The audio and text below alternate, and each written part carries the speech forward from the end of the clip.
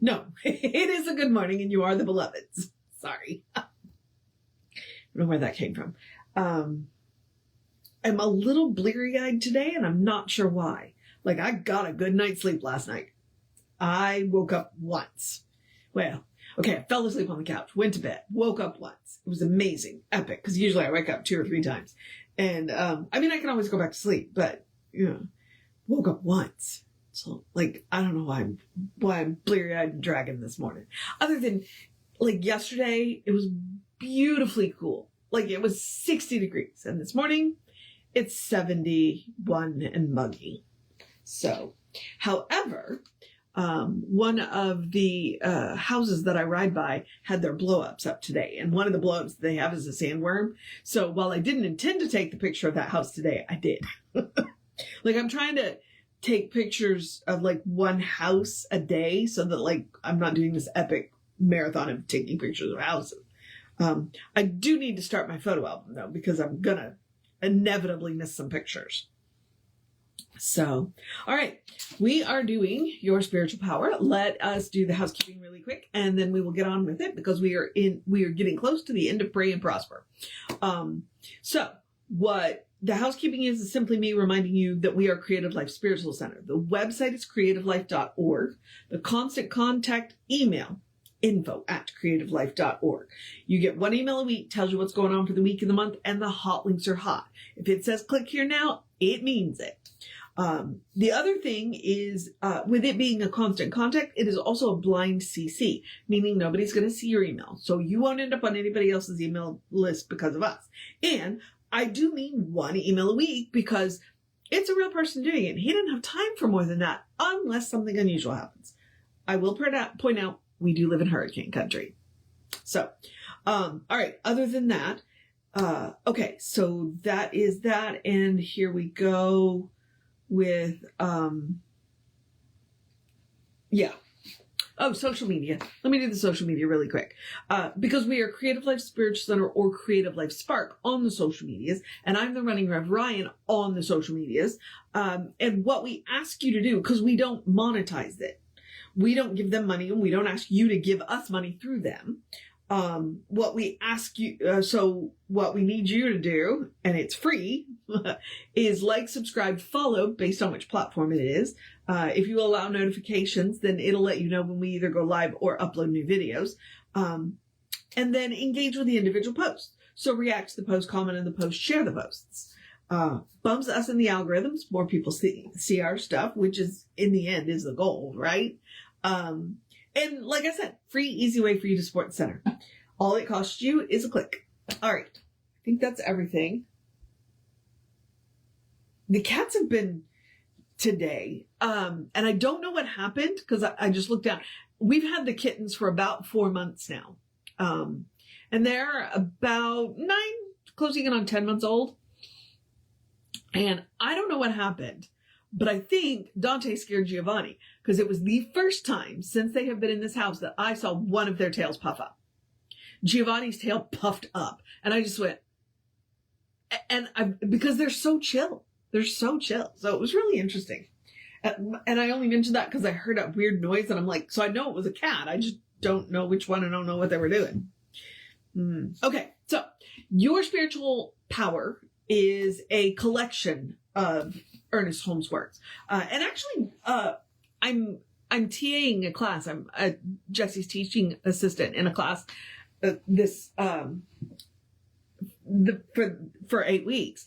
And he mentioned last night that there were 2 people who that's what they did was they went and grabbed some of Ernest's stuff that wasn't well known, wasn't published many places, and collected it together. So I'm wondering if this is one of the ones that he did. It's a phenomenal, book, and that's exactly what when you read the preview on it, it says some of this stuff is rare. Like it's not found anywhere else anymore. And so who for those 2 gentlemen that did this, I appreciate it. I appreciate it because Pray and Prosper is an essay. That's the one we're doing right now. Pray and Prosper is an essay about Ernest's thoughts about prayer. And Science of Mind wouldn't exist if it wasn't for that. simply because Ernest, for all of the reading he did, and he read extensively, one of the things that he went, Jesus has this really neat way, good way of praying. Why don't we teach people how to pray like that? And then they can take it back into their own faith traditions. Well, some people didn't go home. And here we are, however many years later. So, all right. We are, if you're following along in the book, we are starting on 179, and we are doing the contemplation of reality. Let me get my light on. Okay, so the contemplation of reality. Prayer touches the very well springs of our being, and through faith projects the invisible into the visible. Things which are seen were not made of things that do appear, wait, what? Hang on. The first line that I read was a quote, because it's in quotes. Where it's from, I don't know. That's where we are. Things which are seen are not made of things which do appear. This means that what we see comes out of what we don't see, this is a point that Jesse has been really hammering on lately, because we're afraid of the invisible, and yet everything that we love comes out of the invisible. We should contemplate the Let me slow down. We should contemplate the presence of this divine kingdom to which Jesus referred when he said, the kingdom of God is at hand. And when he said, seek ye first the kingdom, because all other things are included within it. The prayer for wholeness is a contemplation of wholeness. The prayer for beauty enters into the essence of beauty from which flows the beautiful. The soul is wed to the source of its being. At the center of our thought, God goes forth into creation. This creative act is eternal, tireless, and without effort. Now that's a good one. But I also really like the line, the prayer for wholeness is a contemplation of wholeness. And to some degree, I kind of feel like that. Prayer is trying it on. When we say we want something in prayer, we are trying it on. And if we really and honestly and truly believe that it is for us and it is in alignment, then we're going to get it. So prayer is kind of like trying it on. That's interesting. That's an interesting thought.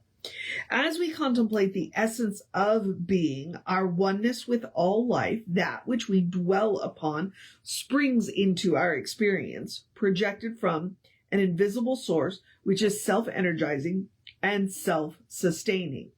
Okay, did you hear that? That which we dwell upon springs into our experience. Why is that important?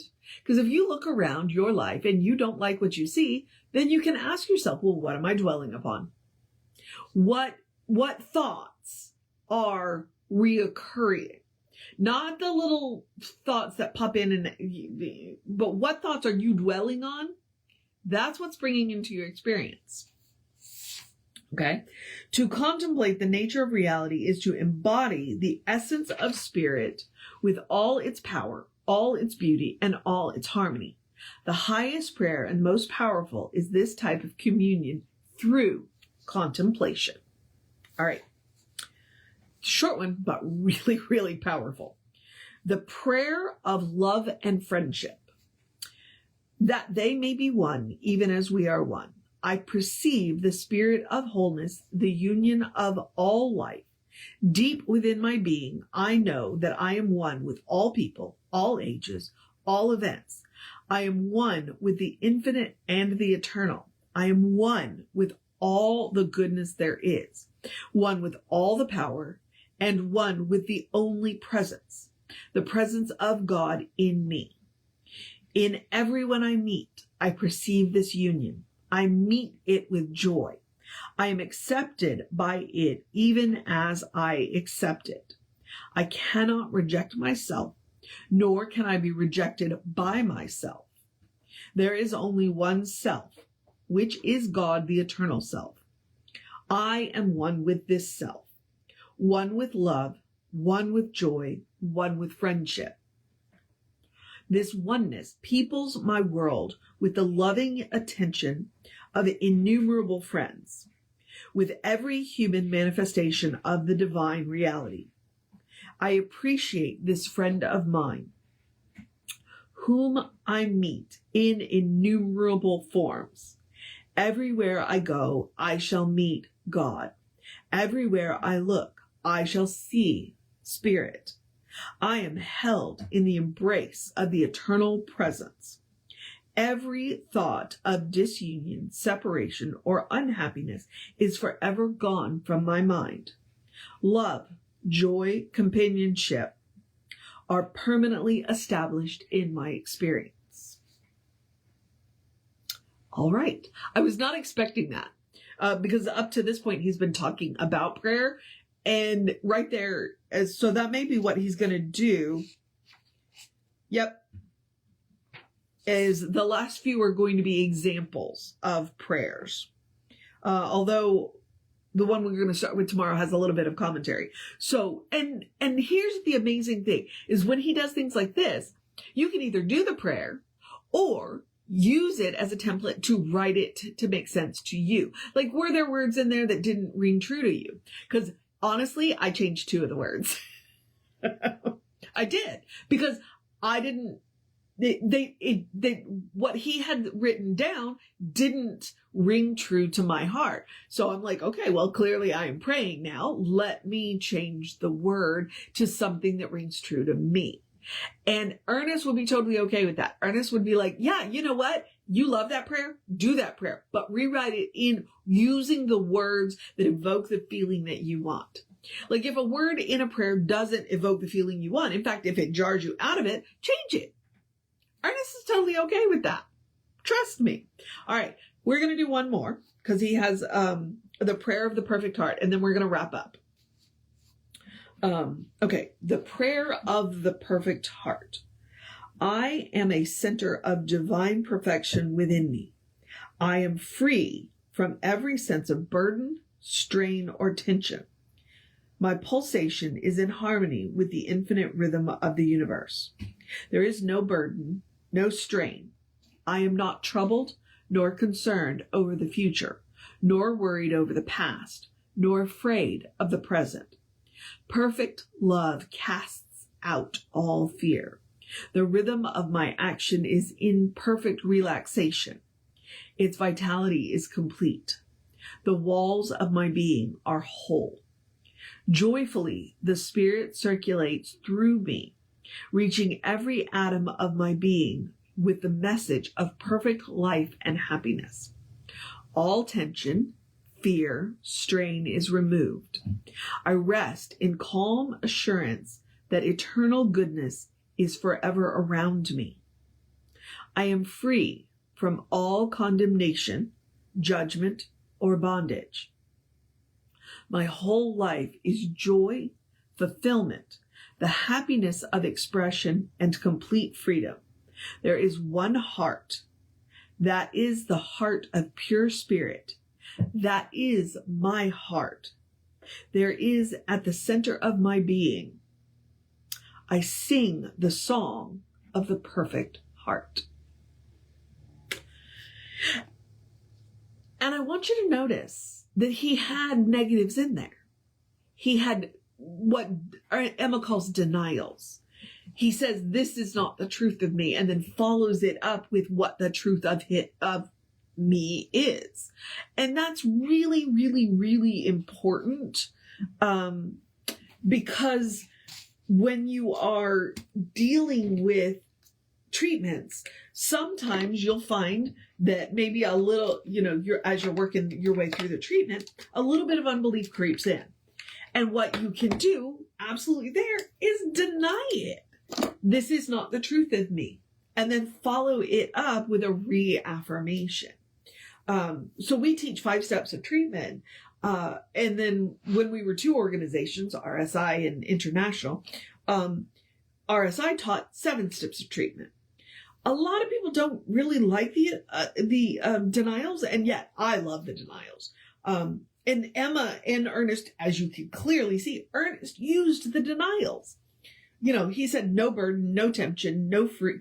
I'm not worried about the future. I'm not afraid of the present. I'm not depressed about the past. So denials are an extremely useful tool. What you want to do, though, is follow them up with an affirmation. So that is very important. So those are two beautiful examples of prayers that you can definitely use. I do thoroughly love that he said innumerable forms. He said one friend, innumerable forms. One friend, innumerable forms. One love, innumerable forms. I mean, that's the way you do it. Oneness, and yet multiplicity. It's like unity and multiplicity. All right. So that is what is happening for today. So now I'm going to encourage you, because we've got three more. We've got three more. We've got prayer of circulation, assimilation, and elimination, prayer for a successful business, and group prayer. And then we are going to move, so tomorrow that we'll finish up prayer and prosper. And then on Wednesday, we'll move on to discover a richer life. All right. So now I'm going to encourage you to have a great day, a wondrous day, a fantastic day, a magical day, an enchanted day, a wonderful day, an awesome day, an amazing day, a you got this day, a take care of business day, a let's know for some rain day. Yeah, because one said 60%, another said 50%, and then the actual weather guy on the TV said 30%. We need the rain. So I'm going to know for some rain today.